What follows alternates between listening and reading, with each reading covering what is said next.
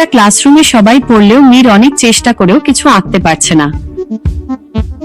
আমার আঁকা সবসময় খারাপ হয়। স্কুল শেষে হঠাৎ সে একটা অদ্ভুত পেন্সিল খুঁজে পেল। আরে, এটা কি ধরনের পেন্সিল? সে একটা আপেল আঁকলে সেটা আসল হয়ে যায়। আরে, এটা সত্যি নাকি? এরপর সে আরো অনেক কিছু আঁকে। কখনো সে খেলনা আঁকে, কখনো সে টাকা আঁকে, কখনো সে চকলেট আঁকে। এভাবে সে যা আঁকতো সব সত্যি হয়ে যেত। এরপর সে মজা করে একটি দানব আঁকতে চায়। দেখি তো এটা কেমন লাগে।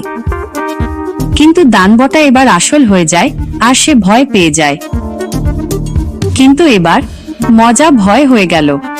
সে তাড়াতাড়ি ইরেজার দিয়ে দানবটা মুছে ফেলে। সব শান্ত। সে বুঝলো শক্তি থাকলে দায়িত্বও লাগে। সে এবার সুন্দর একটা ফুল আঁকে। সাবস্ক্রাইব করে দিও।